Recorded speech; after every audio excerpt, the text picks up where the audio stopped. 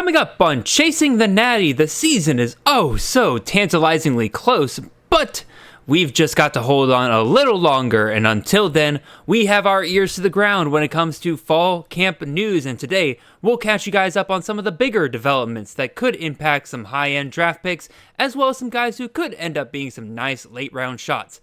All of that and more coming right after this.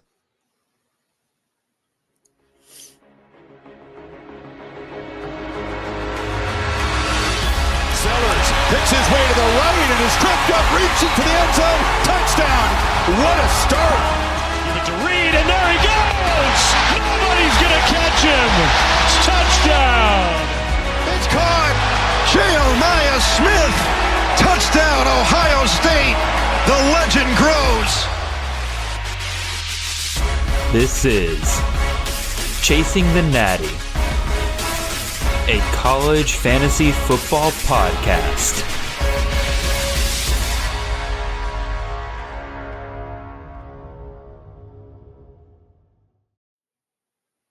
All right, welcome in everyone. This is Jared Palmgren, host of the Chasing the Natty podcast. Hope you guys are having a wonderful ride to your work on this Monday morning. We are the College Fantasy Football Podcast on the Campus of Canton Podcast Network. You can find us on all of your podcast feeds and on YouTube every Monday morning during the season at 6 a.m. sharp. If you want to support the great work we do here, head on over to campusofcanton.com. Subscribe there with any of our phenomenal tiers. We got content ranging on all sorts of college football games, whether that is CFF, Devy, C2C, College IDP, College DFS. Really, if you play it, then we've got content, whether that's tools, rankings, pretty much everything you need to succeed. In fact, right now, if you want to support the show directly, when you sign up for one of our yearly memberships, you can use the promo code NATTY, N-A-T-T-Y, to get 10% off your yearly membership. Again, that is promo code NATTY, N-A-T-T-Y.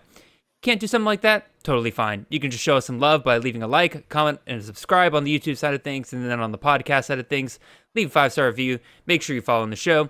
Not only does that show us support, but the entire game of college fantasy football in general support. If you have any further questions or want to get in touch for whatever reason, you can find me in the show on Twitter. I am at CFF_Jared. The show is at Chasing the Natty. And joining me today is another very handsome fellow and the second most annoying Tennessee fan I know, and that is Mr. Tom Harvey at Tom Harvey Sports on Twitter. Tommy, welcome back to the show, man. How you doing? I'm doing great. I'm only the second most annoying, That's good to know. I have a friend. I have a IRL friend, as the kids would say, that would be insulted if I didn't say that he is the most annoying Tennessee fan that I know. So that's how you avoid the crown. I'm going to have to step my game up, apparently, then. That's totally fine. It's going to be hard to beat him, I'll tell you that right now. But also, please don't try. I hear you. Yeah, Tommy, we're real close to the start of the season here, man. We were talking before the show. I'm hitting that wall where I'm kind of done with the speculation. I cannot believe I'm saying this. I'm getting drafted out just a little bit, and I can't really say that because I do have a draft that I have to record tonight for the live stream. So I got to be up, peppy, ready to go for that. But like I'm checking off all the drafts that I need to do before the start of the season, and like I have tonight's draft, and then I have another draft tonight. I have 2 drafts back to back that'll be fun for me to deal with, and then we have one more slow draft to complete between now and week 0. So it's a ton of fun, but boy, am I just ready for the season to start. How are you feeling at this point, man? Yeah, pretty much the same. I've got several C2C drafts going on right now. But the last CFF draft I'm going to be doing is tonight with the live draft. Yep. But that's all well and good. Again, we'll get all that done before next week. I'm so excited about week 0. We won't actually record until after that. So I'll ask you, Tommy, what are you kind of looking forward to in week 0? My personal favorite game is that Sam Houston at Western Kentucky matchup there in prime time. I actually think that to me has the most impact on CFF going forward. What about you? Which games are you looking forward to? I'm interested in seeing that Iowa State Kansas State game. Really want to see Chase Sowell, see what he looks like there in that Iowa State offense. No, that'll definitely be a great one. I want to see what Dylan Edwards' workload looks like. I have obviously drafted a ton of him in the first round, so I'm really hoping he doesn't come out of that game with only about 10, 12 touches. And, they're splitting it with Joe Jackson and all them back there. I'm hoping we see, closer to 18, 20 touches for him throughout the game. Yeah, kind of a more deeper dive there. I kind of see what Jace Brown looks like for Kansas State too. Really want to see what type of target share he gets. No, absolutely, for sure. Again, he's definitely one of those guys that you look at the system and they haven't really ever produced like a top end wide receiver for CFF, but whenever they ask, like, all right, who's your top guy? It's no question, it's Jace Brown. So does that turn into him, getting a higher target share than we've seen in the past? We'll definitely see. An underrated game, I think, though, and you kind of mentioned this to me before the start of the show, and is that Stanford-Hawaii game there at 7:30. I think we'll get a really, really good look at what that Hawaii offense looks like in that matchup. One is on the island, so that helps them out a lot, but also, two, they are going up against some Power 4 competition. Even though it is Stanford, I feel like that'll give us a pretty good barometer. If they can perform well against Stanford, they should be able to perform well against that Mountain West schedule. Yeah, Stanford's potentially the worst Power 4 team out there this year. But again, they are a Power 4 team, so that's pretty big competition for Hawaii to step up and play. Again, I'm really looking forward to seeing what that offense does with those wide receivers, and even I've drafted Landon Sims a little bit.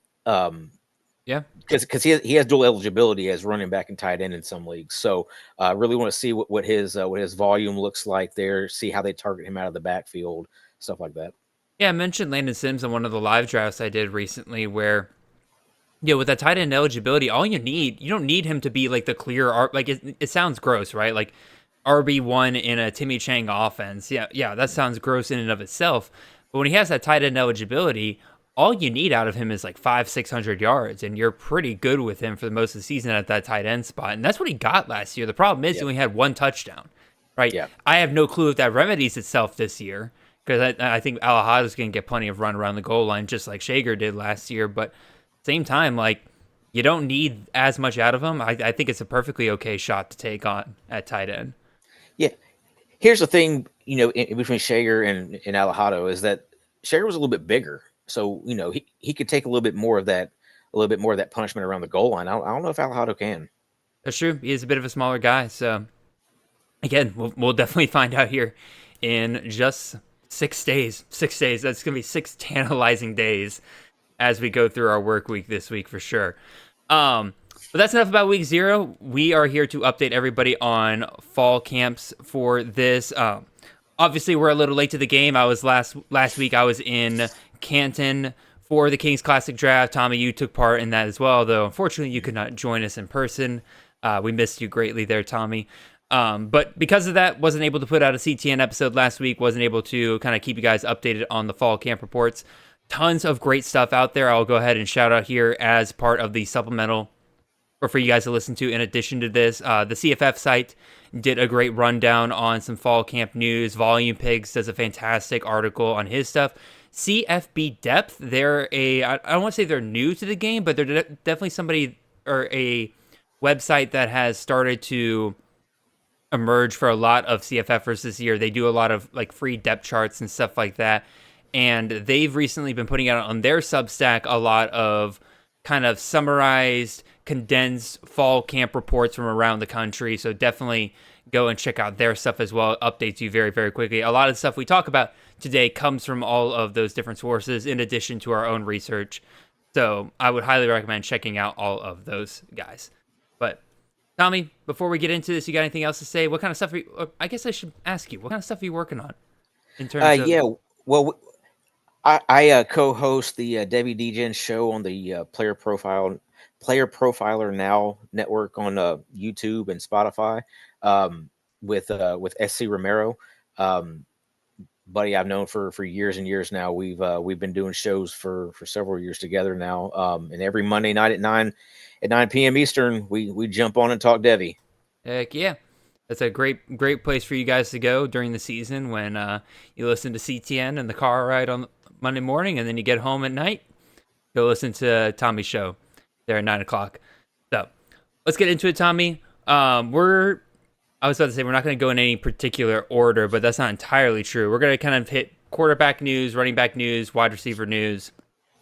We're not just going to go in order of importance, but do want to start with this Notre Dame quarterback room. This is a room that I feel like we made a little bit too many assumptions about, especially after the spring camp with Steve Angeli transferring out. I think we misread this pretty bad.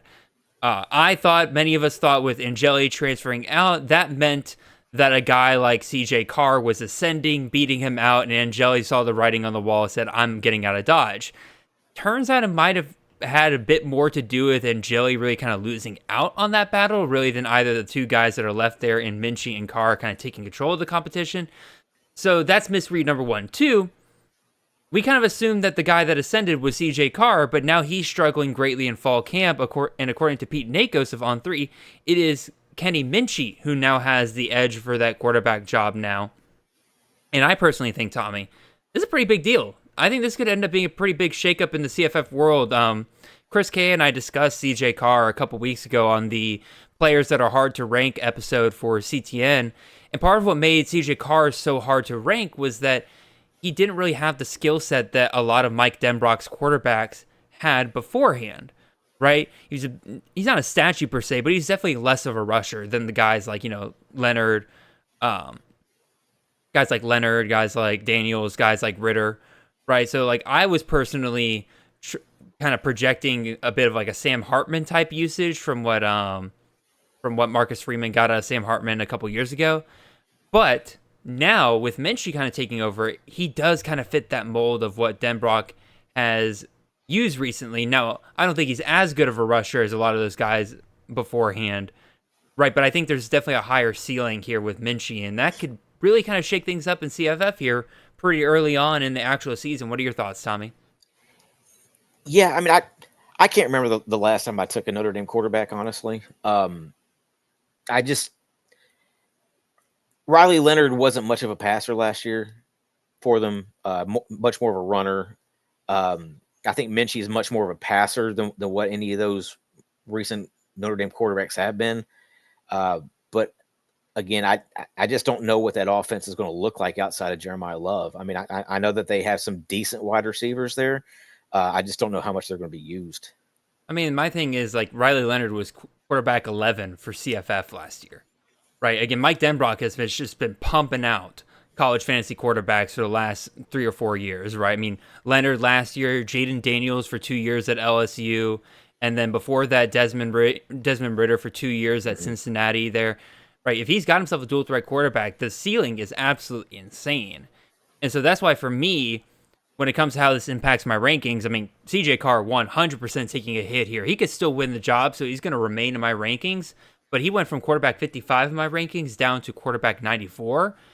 Meanwhile, I have put Minchie into my rankings because I really thought that, again, this was Carr's job, but he enters my rankings at quarterback 74, and that's with a really heavy confidence discount, right? There's several things holding me back here, right? Like, one, I think Minchie will be used more similarly to some of those quarterbacks beforehand, but I don't know that, right? Like, we haven't seen enough of Minchie in college. I think he's thrown like 3 passes total in his career, and I think he's run the ball like 4 or 5 times, right? Just not nearly enough to go on.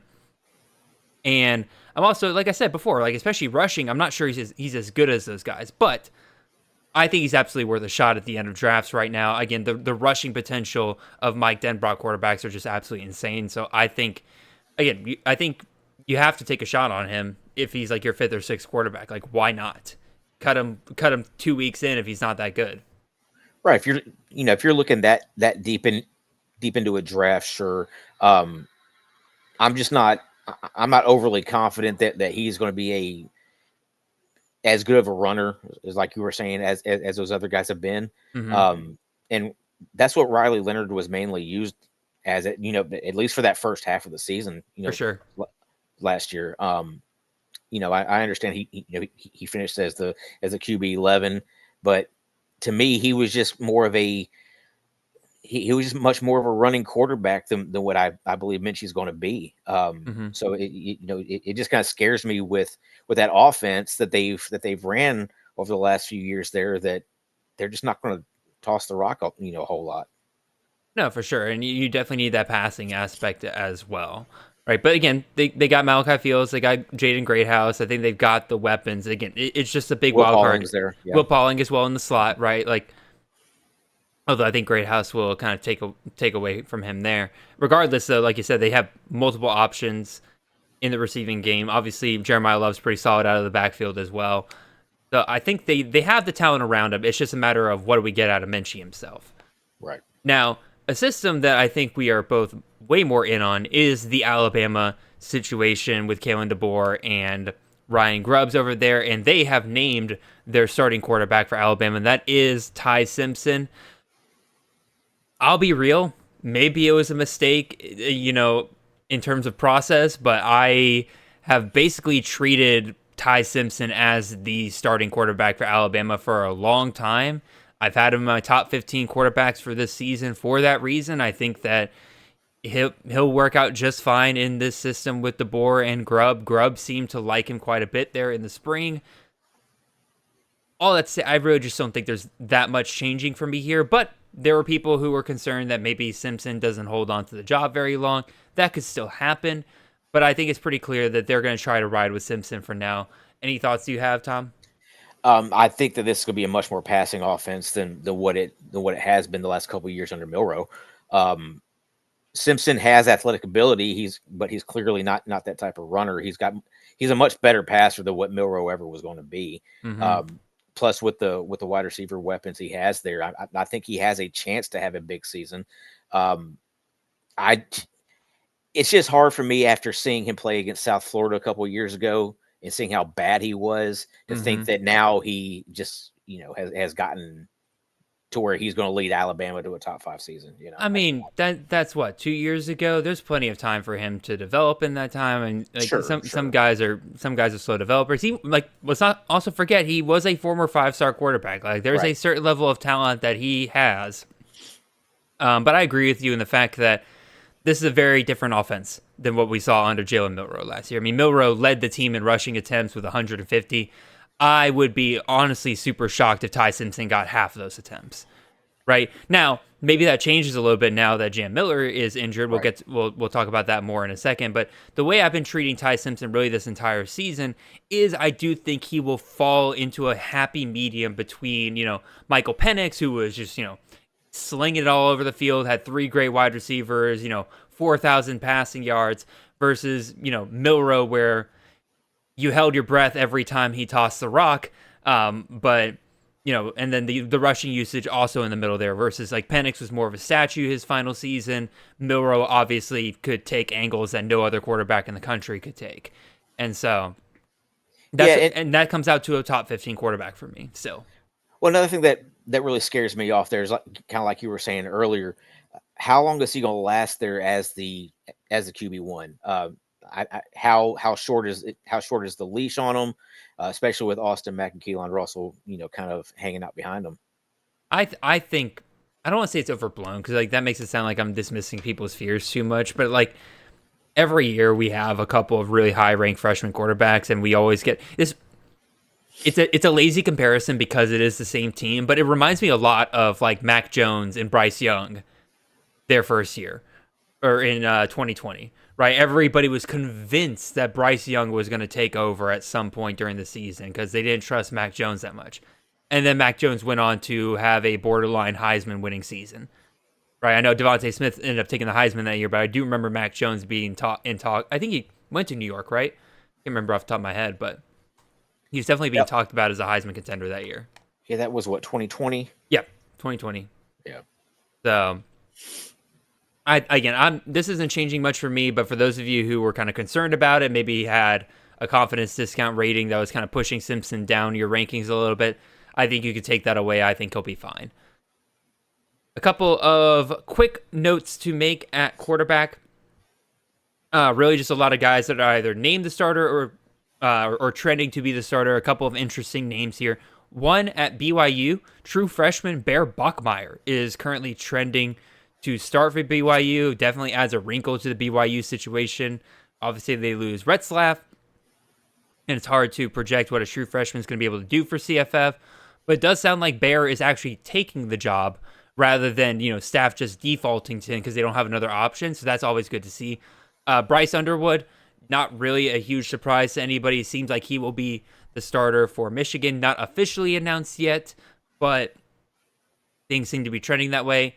And then a starter that was announced that made me happy was Dylan Lonergan at Boston College. While I don't think he will be the CFF relevant option for this offense, I do think he does give a chance to guys like Lewis Bond, Reed Harris, Ty Lockwood, all of those different receiving options. I think he gives them a much better chance to be viable during the season. So, Tommy, these three guys here, or actually, let me throw in one more here. Dexter Williams was named as the starter at Kennesaw State. That could be interesting because they are running a veer and shoot system there. On offense, they're moving away from the triple option. What are your thoughts, Tommy? Yeah, I'd be interested to see it at BYU if this is a good move for Chase Roberts. With Retzlaff, if Retzlaff was going to return, then he was the clear wide receiver one there.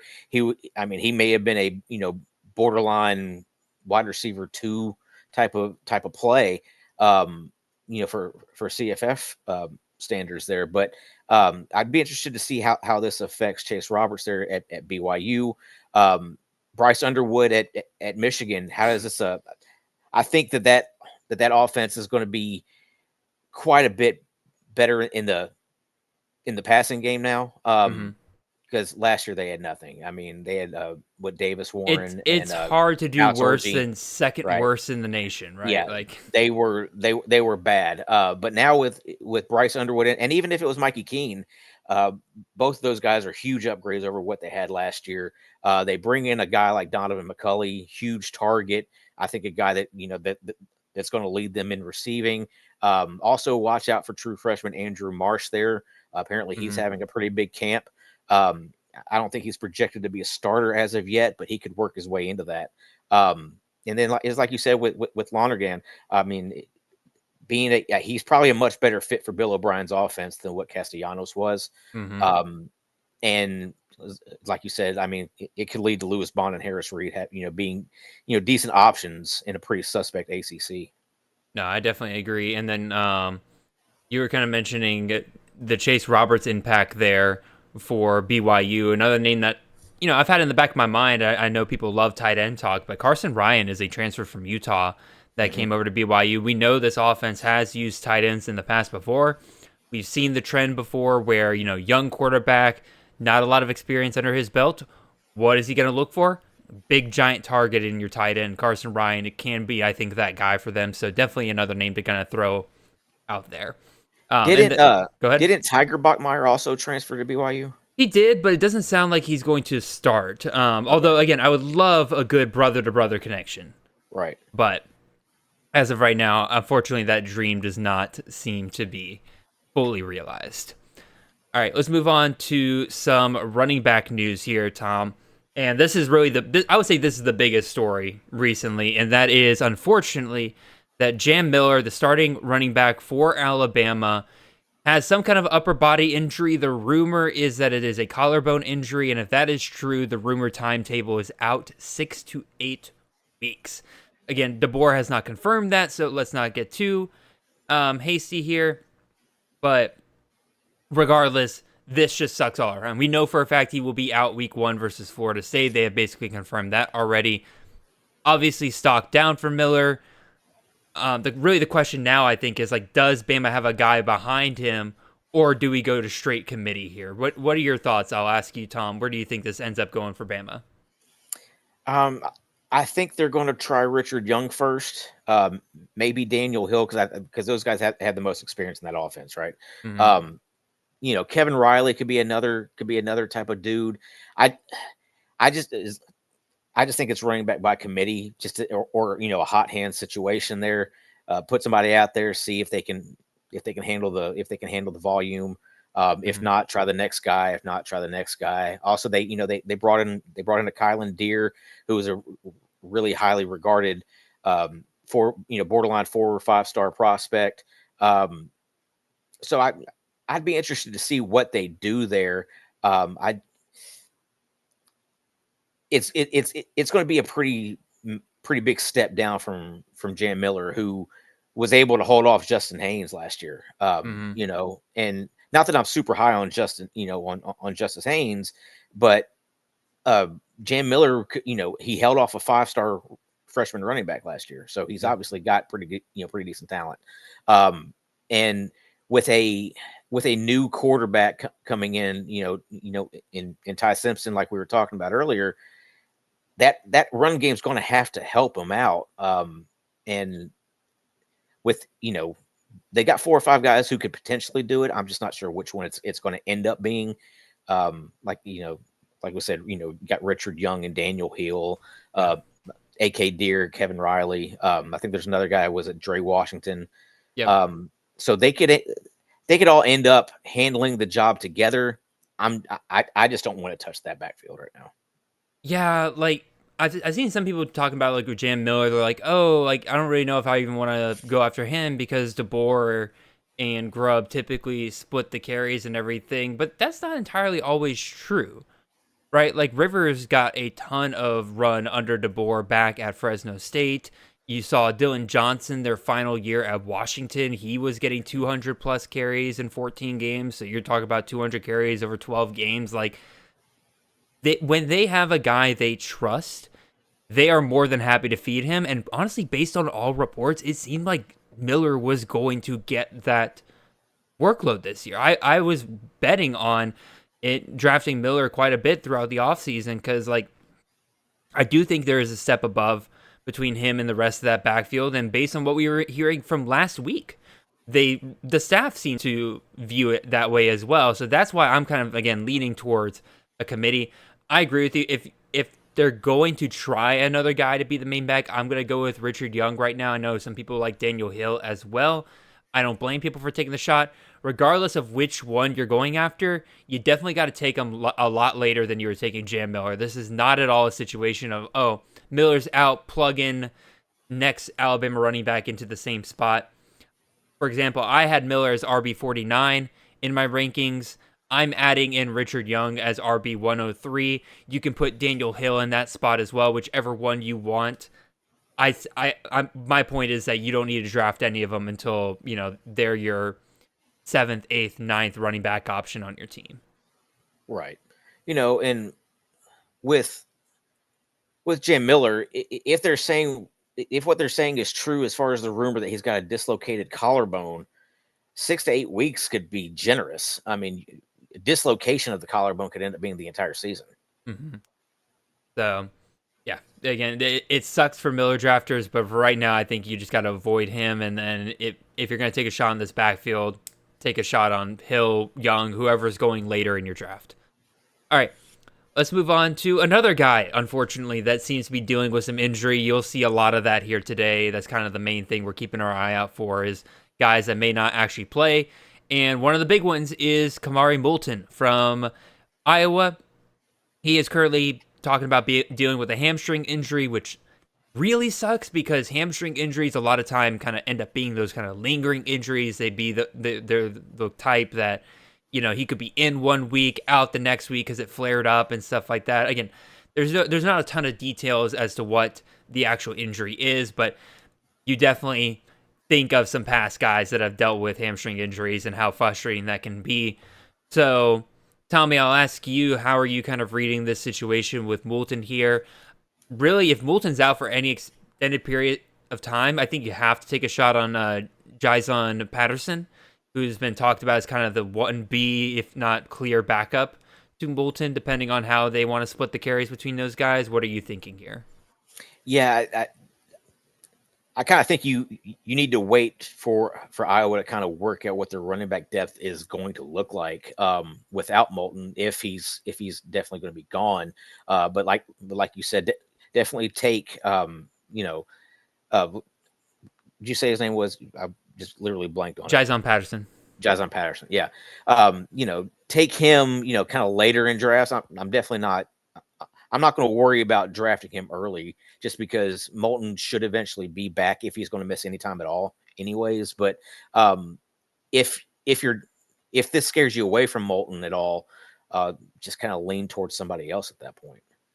No, I can totally get that. My thing is, right, like, if he does if he's taken out for an extended period of time, right? And if Patterson starts going off a la what Caleb Johnson did last year, right? Like, Sure. it could be an exact repeat of what happened last year. I mean, Moulton was said to be the RB1 last year, right? On the depth chart and everything. And then Caleb Johnson came in. It didn't take an injury to take Moulton out, but the point still stands, right? Yeah, and then Caleb Johnson ended up, being a, kind of a draft day surprise going to the third round or whatever to Pittsburgh, and now he's going to be, potentially their RB1 there. So, I mean, he got replaced by an NFL guy. Mm-hmm. I don't know if there's an NFL guy behind him this year. That and Iowa looks like they may be throwing the ball a little bit more. So That is true. They have their new savior at quarterback, Mark Gronowski. So we'll see how that goes for them. Let's move on here. Let's discuss Adam Randall at Clemson. And based on the reports and based on really the words coming out of Dabo's own mouth, Adam Randall set to be not only your starter at RB1 for Clemson, but the clear starter. And from what it sounds like, again, it'll be him. Ezio Mume will be his backup, and that'll leave Gideon Davidson to be the RB3, at least to start the season. Based on the reports, it sounds like Davidson, while talented, there's some things like pass blocking that he's still kind of working on that's going to kind of keep him off the field, at least to start the season. We'll see how that progresses as his freshman year goes along. Really, I think that's pretty huge. I think that you can be a bit more aggressive on Adam Randall now because you don't have that immediate threat of Davidson taking away his carries. Although it does suck that we lose his wide receiver eligibility. Fantrax took that out last week. I believe it might have been 2 weeks ago. I can't remember off the top of my head. But even still, I think you should still feel pretty solid about the fact that, you can draft Randall as a running back without feeling like you have to rely on that wide receiver eligibility to get him there. And I'm here to say now, let's pump the brakes on the Gideon Davidson hype a little bit. Last ADP had him at RB 58, being taken in the 15th round. I've seen him even go higher than that. To give you an idea, that puts him in the range of guys like Eli Heidenreich, Javian Thomas, George Pettaway, OJ Arnold. These are all guys I'd much rather have than Gideon Davidson. What are your thoughts on this situation, Tom? Yeah, I really like Adam Randall's upside here. Big, strong guy. Obviously has hands that come out of the backfield. Because of the wide receiver pedigree he's got. But I really liked what I saw from him last year when he kind of made that move to the backfield. I thought he got a lot more volume than he was ever going to get behind those three studs that they got there at wide receiver. For sure. So this right here is really going to pump his value. Not only in CFF but also potential Devy impact here too, right? For sure. If he can show he can make that real legit move to running back, kind of like Tyrone Tracy did, then I think he could easily be a late day 2, early day 3 guy in the NFL draft. Mm-hmm. Yeah, for sure. All right, let's move on. Let's touch on some of these smaller stories at running back. We'll start with TCU, a bit of a not a joke among the CFF community, but we spent a lot of time trying to figure out this running back situation because it feels like there's a new favorite every other week to be the RB1 for TCU. Although part of the reason why we have it in the show, it does seem to be kind of settling out, and now former UTSA running back Kavorian Barnes seems to be taking most of the first team reps for TCU and set to lead that running back by committee there, ahead of guys like Trent Battle, Jeremy Payne, Nate Palmer. Nate Palmer was a favorite kind of in the middle of the offseason. There was some hype coming for him out of spring camp. But since then, we've got a lot of reports that Barnes has been kind of a bit inconsistent over the fact that, like, is he leading a committee or is he potentially a clear RB1? Because Stephen Johnson, who is fantastic in the work that he does for TCU, was very much saying, like, yeah, it's a committee. And then when somebody asked him, like, all right, how are these first team reps for TCU being split up? He said 75% of them are going to Barnes. I'm like, well, if 75% of them are going to Barnes, that's not a committee. That's a potential workhorse back situation there. Now, again, different teams do different things in their practices. Maybe it's just a matter of, like, all right, keep Barnes with this team, keep these other guys with this other team. But still, like, It's a bit hard of a situation for me to read right now. I think you should be taking a shot on Barnes later on in drafts. It's not very often that you could get a potential workhorse back later on in drafts. I mean, just think back to, Kendre Miller. I'm blanking on the other TCU running back that came after Miller. Oh my God, I'm feeling dumb. Tom, save me here. What are your thoughts on this? Oh man, now you're asking me, and now I'm blanking on it. No, you give your own thoughts. I'll do the research. Yeah, remember a couple years ago when we were drafting Kavorian Barnes in like the second, third round? Yeah. Good times there. He really let me down. Amani Bailey. That's who I was thinking of. There you go. The Chiefs legend Amani Bailey. There you go. But he, Barnes, I think he has talent. I think he needs to be that bell cow back to be able to show his ability, though, because whenever you're kind of ushering him in and out, I mean, just look at what they did and what they've done the last couple of years over UTSA with him. I mean, was it Brandon High was coming in getting run, Robert Henry, and that really took away from Kavorian Barnes' momentum even whenever he was out there. I mean, he would look good, and then they'd bring him out, and he'd come back in, and it wouldn't look the same. Yeah. But I think you're able to read into this however you want. Him getting the majority of the first team reps could just signal that they want to see what he does, just because they have they've been able to look at the other guys plenty. Now they want to see what Barnes is able to do behind that offensive line and with the extended playbooks and all and all that. So I don't know. I mean, I guess you could take a late round flyer on him. I'm kind of staying away from it because, like you said, we've heard Trent Battle, we've heard Nate Palmer. Yep. Now it's Kavorian Barnes. Next week it may be Jeremy Payne. Who really knows? I hope not Jeremy Payne. I dropped him in the Dynasty League. Yeah. So who really knows? Yeah. I'm a bad host. I didn't add Barnes to my rankings, although I do plan to do so later today. Because again, I think if there is a TCU back right now, like this is the guy to go after. Because again, he's just got the latest buzz. But like you said, that could change next week. Who knows? I'm just worried about with Barnes is like I'm looking at his recent history, right? He went from 6 yards a carry to 5 yards a carry to less than 3 yards a carry last year. Something bad happened last year. So it's like, and I think I'm a lot of hoping that's not a trend. Well, and I think a lot of that was, like I was saying, they were kind of ushering him in and out of the lineup, bringing in, 2-3 other guys behind him, whether that be Robert Henry or Brandon High, who's now left to go to Cal. So I think Kavorian Barnes is the type of guy you have to kind of let groove into the game. You can't put him out there for a drive and then take him out and then expect him to come back in and look the same. No, for sure. Got a couple of news items from some Florida schools here. One over at Florida State. There's a lot of potential running backs that could get touches in that backfield, but it is pretty clear that the two new guys in true freshman Osmane Kroma and transfer Gavin Sawchuk are the two running backs that are currently being singled out as standouts for this backfield.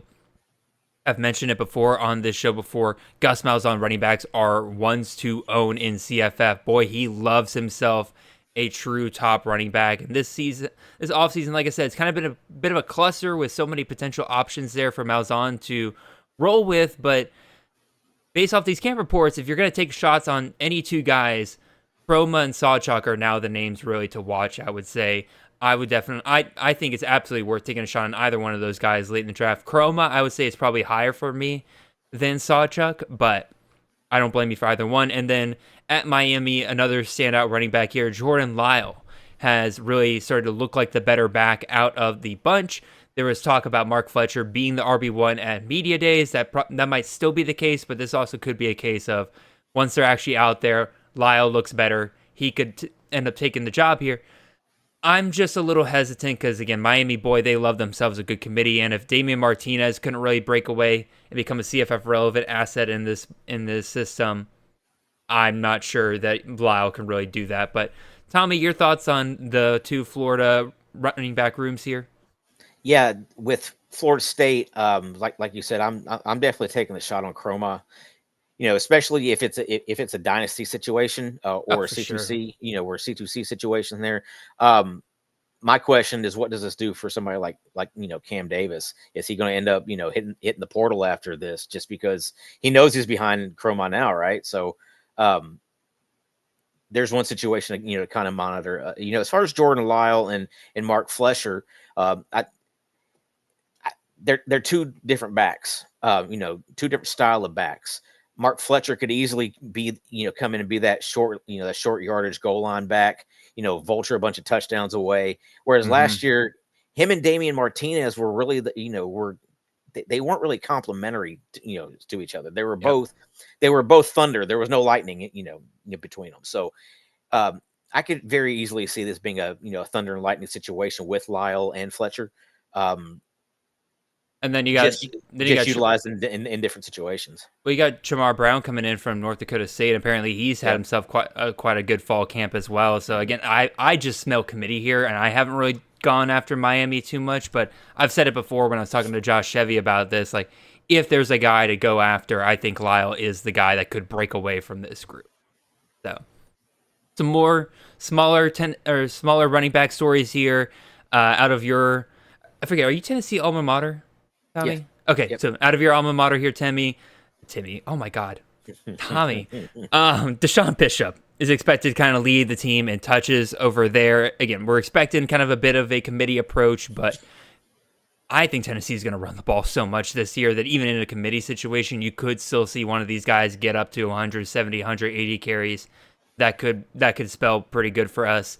And then Le'Veon Moss, who a lot of people are very excited to see kind of come back pretty quickly from his injury. He's now in a no-contact jersey, and he's being held out of scrimmages and practices for Texas A&M, so that's not so great. And then at Ole Miss, Keywan Lacey seems to be getting most of the runs with the ones. Logan Diggs kind of getting mixed in there, although Logan Diggs and Damian Taylor have been mostly running with the twos over there. So, Tommy, your thoughts on Bishop at Tennessee, Moss at Texas A&M, Lacey at Ole Miss? What are you? How is this impacting how you draft these guys? Out of the Tennessee guys, if you're going to draft one, it's Deshaun Bishop. He's expected to be the lead back in a running back by committee. Whether that's a 50, 30, 20 type of split, I couldn't really tell you at this point because him, Peyton Lewis, Star Thomas, they're all pretty interchangeable. Peyton Lewis is going to be the more powerful of the backs, but Deshaun Bishop is probably more like what Dylan Sampson is as a runner, not as explosive. But we were able to see what Bishop did last year whenever he would spell Sampson.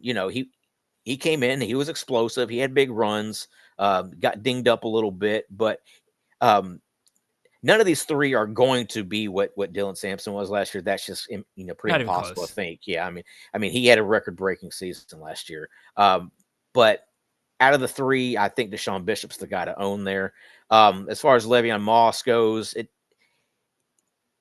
if he takes much longer to come back, you could be looking at a full-blown running back by committee hot hand type of approach there at A&M. Just because if he takes a whole lot longer to come back, now all of a sudden Reuben Owens and Amari Daniels have kind of gotten more acclimated into being in there with the ones, and now it could be a really muddy situation there. But Keywan Lacey, I think he's much more dynamic than what Diggs and Taylor are anyways. So I think it was just going to be a matter of time until he took that job. Well, and the question at Ole Miss for sure is what kind of split are we looking at there, right? I think there's no doubt that Lacey's probably the lead back. It's just, again, is he a Quinshon Judkins or is he, what was the Ole Miss running back for last year? Came over from Miami. I'm blanking on all these names today. You talk about Parrish? Henry Parrish. Yeah. Is he Quinshon Judkins or is he Henry Parrish this year?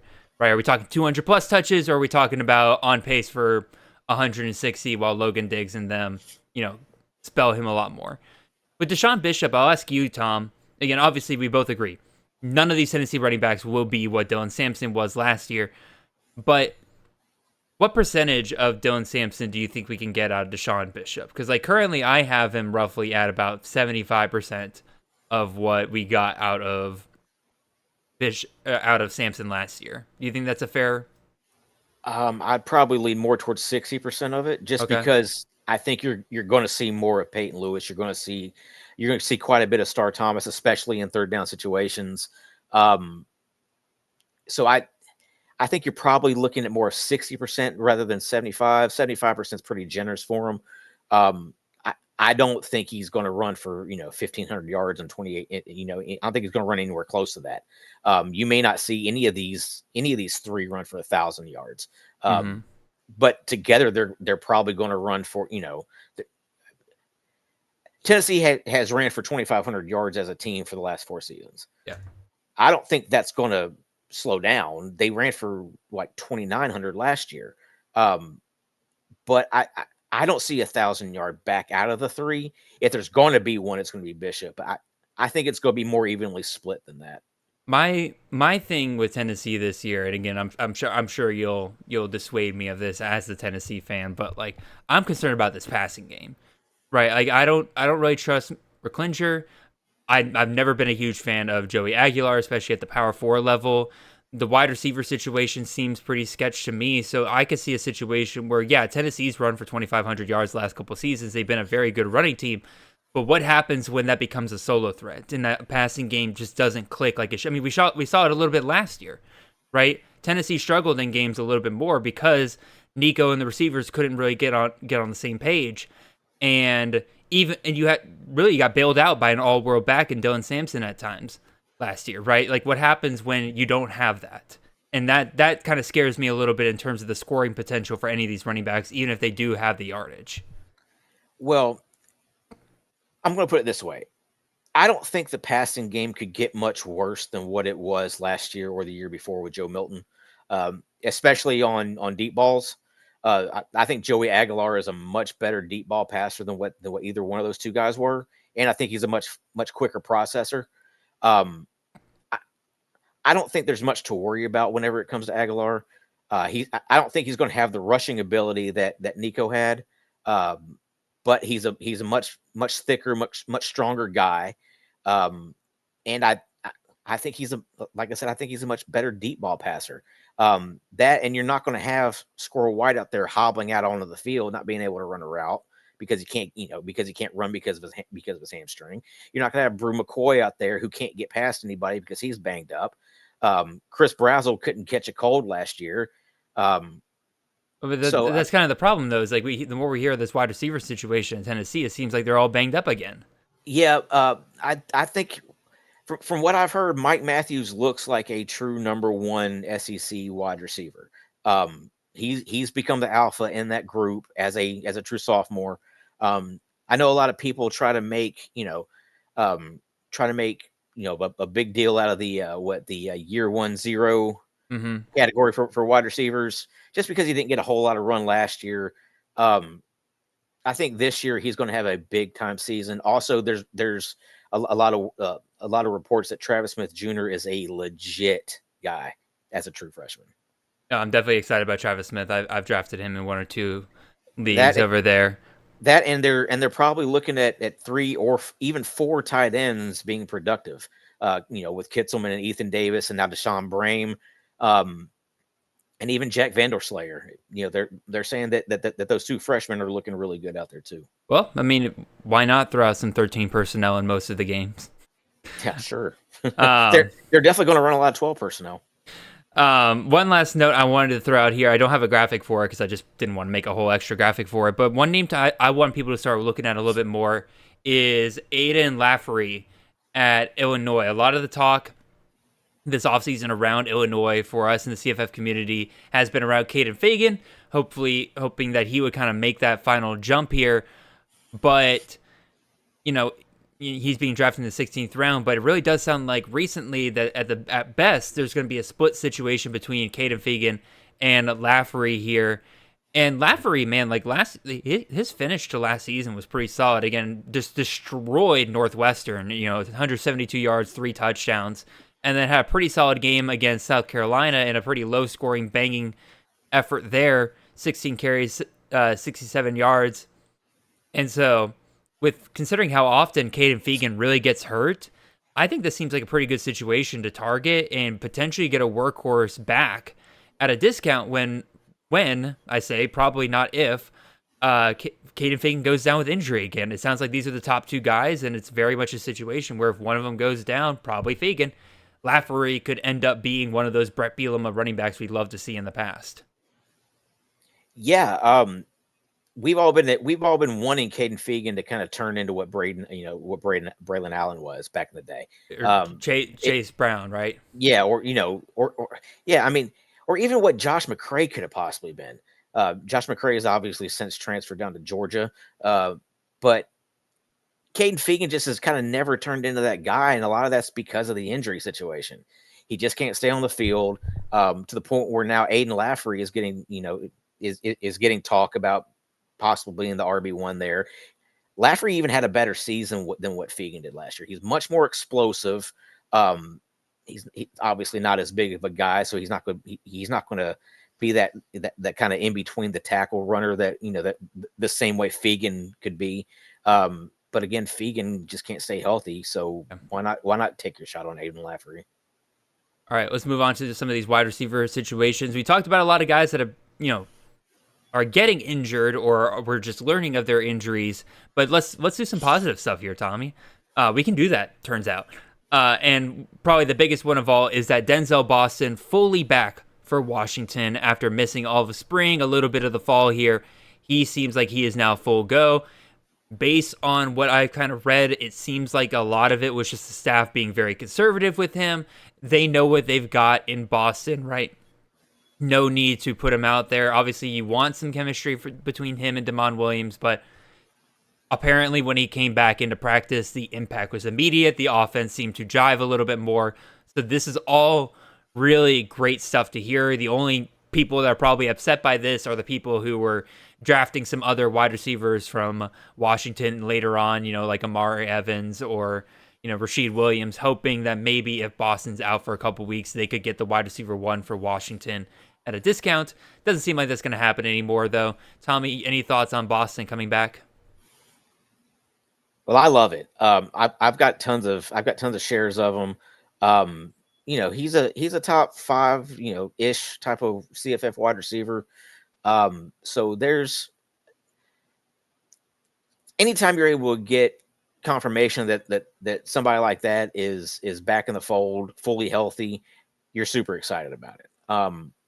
And this is the type of guy who Washington needs in order to be able to contend in the Big Ten. Mm-hmm. I don't have them, I probably have them, 5th or 6th team in, inside the Big Ten. I'd say probably middle of the pack. Yeah. But that's, even if you go 5th or 6th, you're still looking at a borderline top 25 team. Mm-hmm. So, I mean, and I think that's pretty fair to expect from this Washington team. Yeah, I don't think there's really much else. There's not really much to discuss when guys are coming back. You're like, all right, this guy's exactly what he's going to be, right? What we thought he's going to be, it seems like. So you're definitely excited about that. Another guy that falls into this category is the return of David Amador. He's been kind of dealing with a foot bruise injury, but he has now been confirmed to be back at practice. Tommy, you were particularly excited to discuss this one, so let's hear your hype for David Amador. What do you got?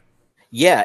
If he's a full go, which he's back at practice, so he's working his way back into that, he should be considered a top option, if not the top option there for the Roadrunners. I mean, with Devin McEwen and tight end Houston Thomas there, they're going to have a pretty formidable passing attack. In the 5 games he played last season, he led the team with 40 targets and 31 receptions in those 5 games. Mm-hmm. So that was towards the end of the year when he was coming back. And that's to include the first game that he played against Memphis, where he only had 1 catch. So he really killed it in those last 4 games that he played in. And I'm really excited for this upcoming season with him. Yeah, I like that he's a guy that can be moved around. He played about 75% of the slot, 25% outside. Those are usually the guys that do the best in this offense. Again, Devin McEwen's another guy like that in this system.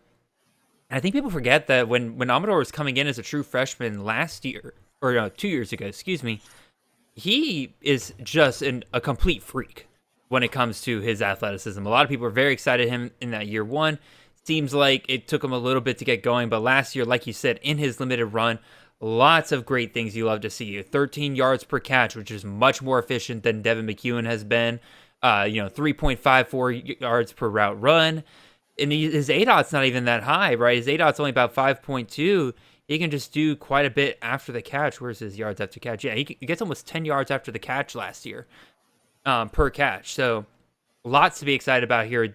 David Amador, I definitely have him ranked higher than McEwen. I've got Amador as my wide receiver 32 and McEwen down at my wide receiver 49. So, yeah, I'm excited to see my top option for what should be one of the best offenses in the G5 to have their top guy back. Harvey, Tommy, do you have your rankings of those guys up? I'm curious to see where you've got them at. I would probably have Amador listed, kind of as a mid to back end wide receiver 2. So probably, into that 20 to 25 type of range. Okay. Again, with the news of the foot bruise and stuff like that, I kind of want to take it easy just to see how he progresses in camp right now. I don't want to throw out lofty expectations and then come back and say, oh, well, this bone bruise is deeper than what they thought. And now all of a sudden he's going to be out for the first 3 weeks of the year. And, then he comes back and is really slow to get back into the offense.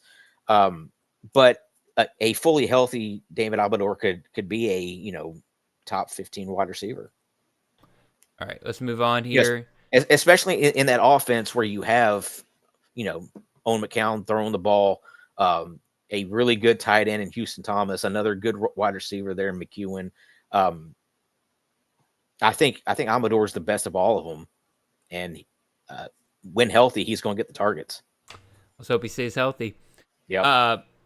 Unfortunately, again, we talked too positively. We got to talk about another wide receiver who is dealing with some injury, and it does seem that Eugene Wilson now kind of back at an injury situation with Florida. He kind of missed a large chunk last year with an injury, so it's really not encouraging to hear that he is now nursing another injury so close to 2025.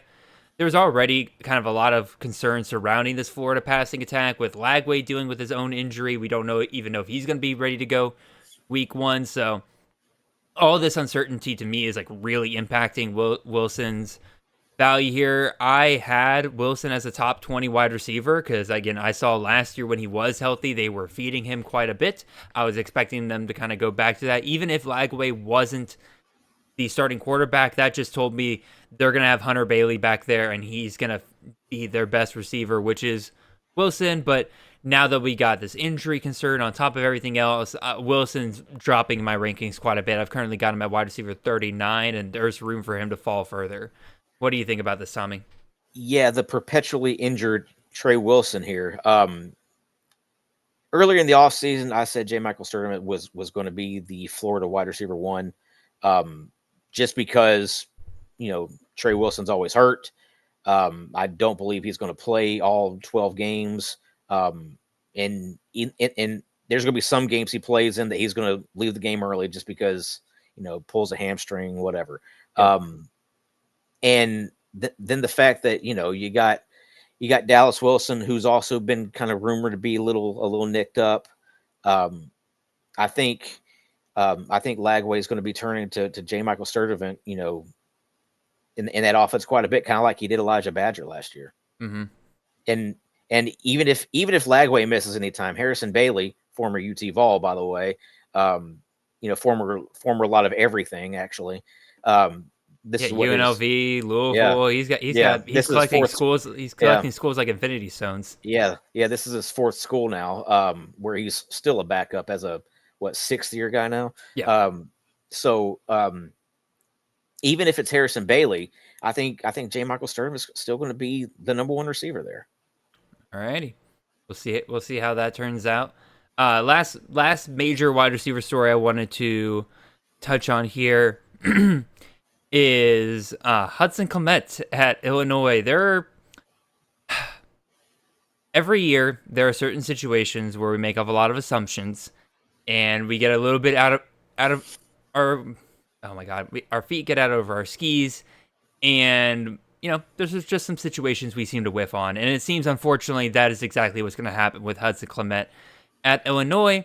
They lose obviously Pat Bryant and Zachariah Franklin or Zachary Franklin last year, and that told us, hey, there's a lot of openness for this wide receiver room.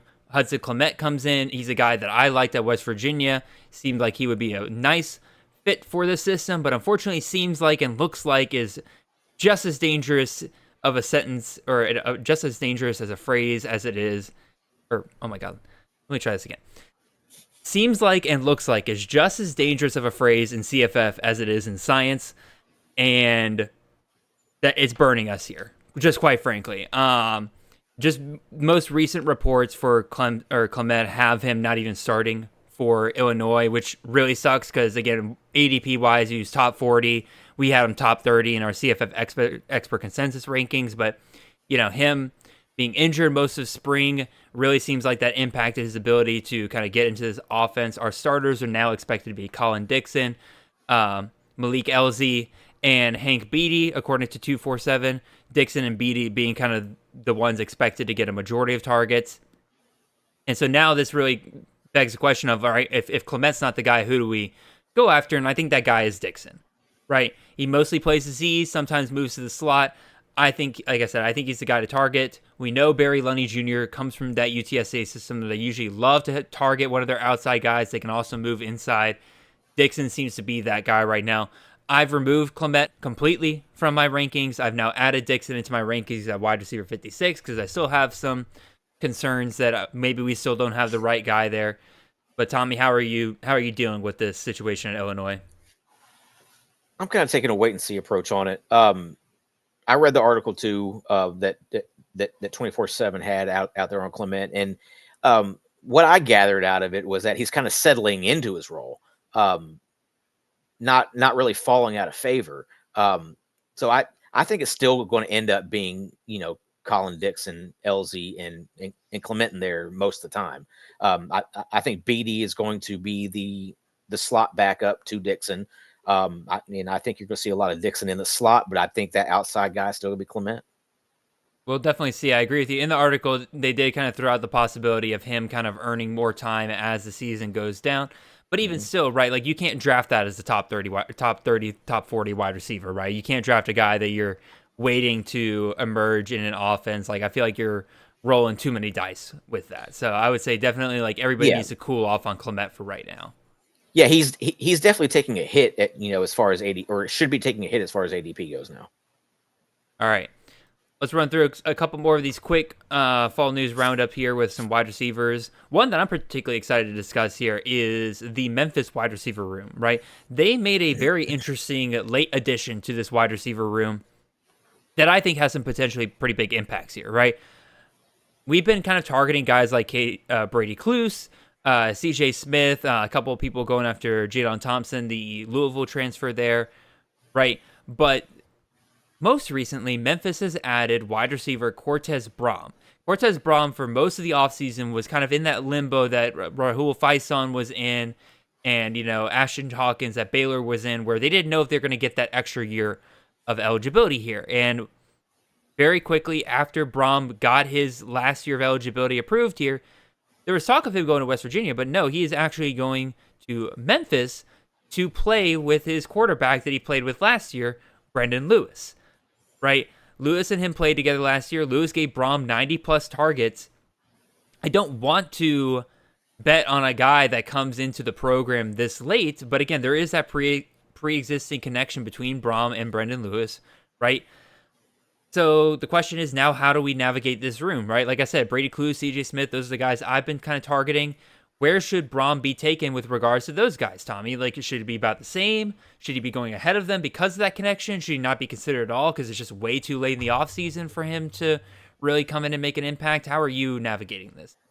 I think he should obviously be getting consideration just because of the connection he has there with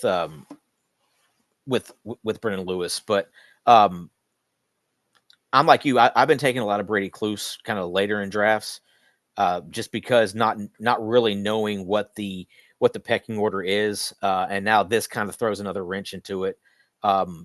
So if you're going to target somebody like Brady Cluse or C.J. Smith, then you may as well try to target Cortez Braum a little bit later on too. What about these other guys that are standing out here? We got Omega Blake.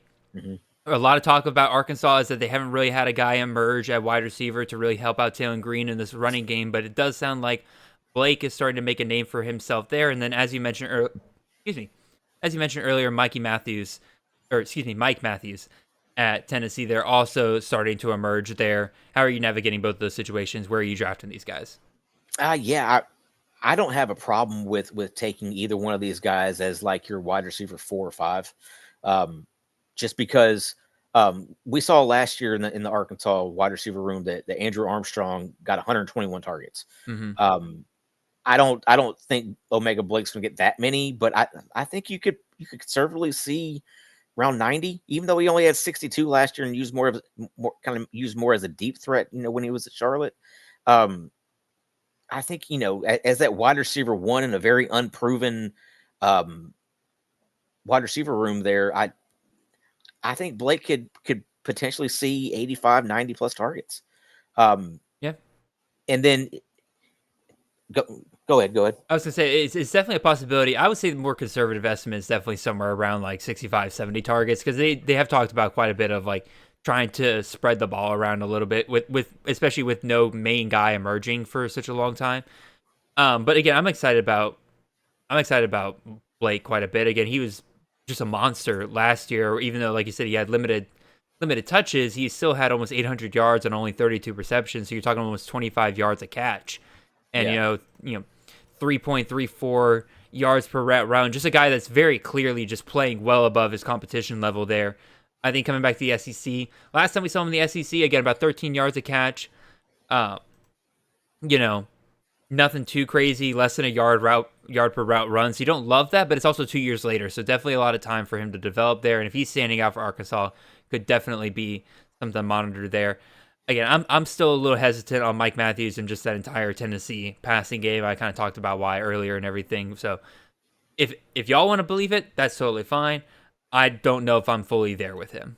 So Yeah, I mean, Tennessee only has 7 scholarship receivers on the team, so somebody's going to have to emerge. And it's looking like Mike Matthews is that guy. Like I said earlier, he looks like he's the alpha of that group. And then especially with guys like Braylon Staley and Chris Brazzell missing time lately because of some lingering injury issues. Matthews, is clearly that wide receiver 1.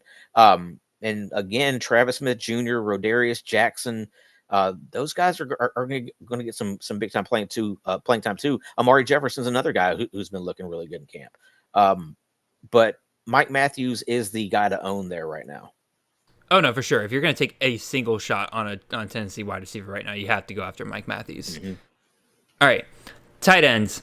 Only one really major piece of tight end news, and that is that really a favorite among those with kind of a bit more of a late round tight end strategy, Jack Velling, not practicing due to a foot injury right now. And Tommy, you said it very well in the notes here.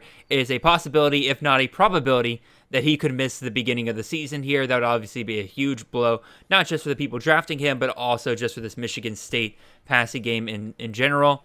They got Nick Marsh. He should be fine. Christian McCray and Mari Kelly should definitely kind of help spell whatever loss they get from not having Velling out there. But at the same time, I don't really think there's anybody here that you're going to start targeting just because Velling is now out. It's not a system that has passed a whole ton here.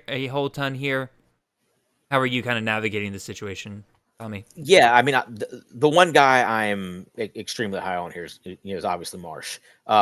But I think that the addition of Christian McCray in the offseason, I think that's bigger than what people are thinking.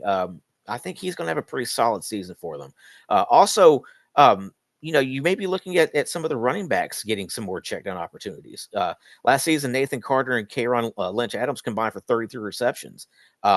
If Velling, if Jack Velling misses significant time, those targets could even tick up, it's a little bit there. No, for sure. Who's your Problem is you don't really know who that running back is going to be. That's what I was about to ask you. Right. Like, who's the guy you're betting on there? Yeah, I've gotten the vibe that Clarizio could end up being that dude. But again, giving it to a true freshman, that's whenever you're looking at pass protection issues and stuff like that true freshmen generally have, that's kind of dangerous. Yeah, right. And like otherwise, what are you relying on? Like you're relying on FCS transfer with Elijah Tal Oliver there. And then other than that, if you go with any of the backs from last year, I don't even remember who's even still on here. You're still looking at guys that had less than 10 carries last year, right? So it's like, Right. Do you give it to an FCS transfer, or do you give it to a guy that you didn't give it to more than 10 times last year, or do you give it to a true freshman? I think they're a bit of stuck between a rock and a hard place there. Sure, but. We got a couple more tight end nuggets here that we can kind of discuss here. Didn't make a graphic for them because I'm not going to make a whole graphic for tight end news.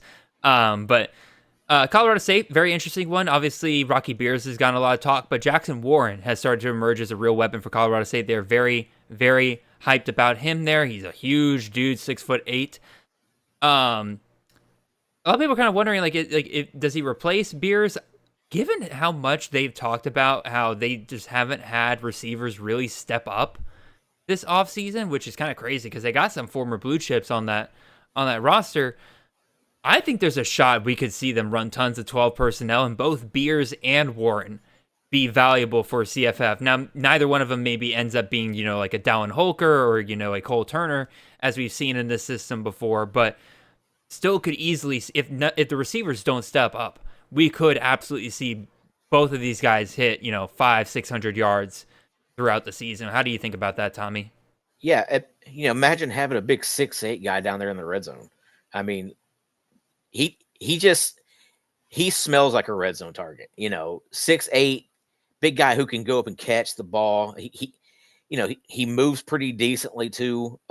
So to me, he looks like a guy that that's going to potentially catch 7, 8, 9 touchdowns. Agreed. And even if he only catches 25 to 30 passes, that's still decent enough for a tight end.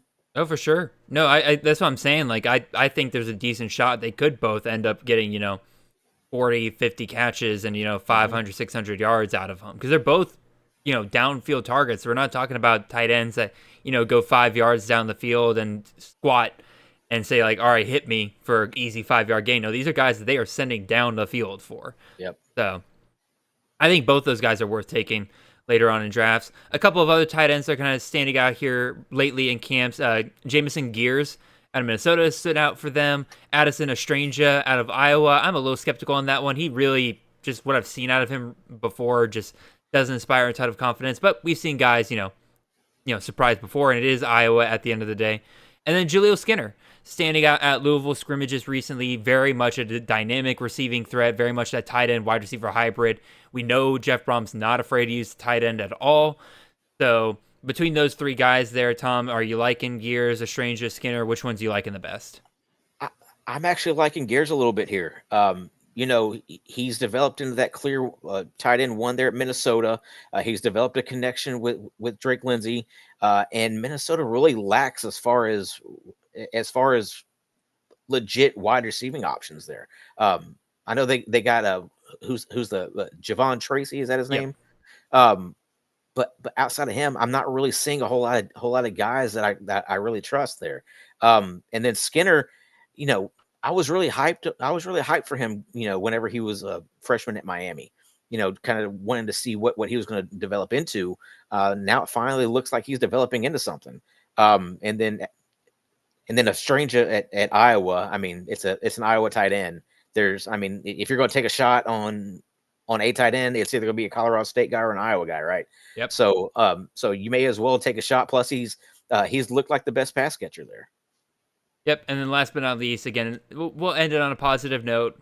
My boy, or former boy, he's not really my boy this year. I haven't drafted enough of him to call him my boy, but Michael Trigg seems pretty healthy, participating practice at Baylor after a little bit of injury concerns there. he should be good for Baylor. Very much a very safe floor tight end, I think, in an offense that I think a lot of people will like to invest in this year. Yeah, I actually predict that Baylor is going to win the Big 12. Woo! I know that might seem like a little bit of a hot take, but you got 6, 7, 8 teams inside the Big 12 that could potentially win it there. Dude, as far as I'm concerned, there's 12 teams that could win it. Like Big 12 is wide open this year. It's so wide open. Yeah. And Baylor is going to be right there in the mix with it. You got Texas Tech, Kansas State, Iowa State, Arizona State. But I think Baylor is right there alongside with them. And Michael Trigg, if healthy, we've been waiting for this guy to be healthy and put it all together. From back to his days at Ole Miss when he was the spring game warrior. He had 30 catches last year. That's pretty solid production for a tight end. And now with that offense, you look at Michael Trigg, you got Cole Wilson, you got Josh Cameron, Kobe Prentice. I mean, that passing game is going to be pretty good, and Sawyer Robertson is going to be an amazing guy there. No, for sure. And I'm trying to look at it real quick to see which teams are in the Big 12 have the most returning production, because that's what really stands out to me with Baylor is they have a ton of returning production from last year. They're currently third in the Big 12. I'm trying to find who the number 2 and number 1. Texas Tech's ahead at number 2, and then number 1, I haven't been able to find them yet. Good Lord, Jared. You got to be more prepared for discussions like this that are spontaneous. See, what kind of scares me off about Texas Arizona Tech State's number 1 in returning production. Right. And they got Jaron Hamilton who's looking like a stud there too with to go along with Jordan Tyson. So that's Love it. Yeah, so that there's another guy who you could look at potentially drafting late is Jaron Hamilton. Yeah, I absolutely agree. Again, God forbid if Tyson goes down for whatever reason, Hamilton could be a huge one down the stretch. Jalen Moss is another one who moved in there from Fresno State. So yeah, but he's more of a slot guy, right? Like Tyson's out there on the outside. Right. So anyway, regardless of all that, that's the end of our show. A lot of camp news there. I hope you guys got something out of it and everything. Tommy, before we get out of here, man, again, just remind everybody what it is you're doing during the regular season, what kind of content you'll be covering for everybody. What do you got? Yeah, me and SC Romero, we host Debbie Degens on the Player Profiler Now Plus network on YouTube and Spotify. We host that at 9:00 Eastern on Monday. So jump in, join us, come in, comment. We'll make sure to discuss things with you whenever we're on the show. Yeah, Tommy's a fun guy. SC Romero is very fun as well. Like if for nothing else, it's a great place to just hang out, talk ball, and just have yourselves a good Monday night. All that being said, y'all come to the end of our show. Appreciate all of you guys for listening. If you have not already, leave a like, a comment, and a subscribe if you're watching this on YouTube. If you're on the podcast side of things, make sure you follow the show, leave a 5-star review wherever you can. Make sure you check out the rest of the Campus to Canton podcast network for shows ranging on pretty much anything you can think of related to the college fantasy game. We'll be back here next Monday. We'll be discussing that week 0 action. We'll be discussing any kind of late fall camp news. Maybe we'll be discussing some guys that we think are potential early waiver picks that we'll be looking out for on week 1. And then we'll be in the regular season. The grind will officially begin. So can't wait. Appreciate all of you guys. And I hope you guys have a wonderful and blessed final week before the storm that is college football 2025. See y'all.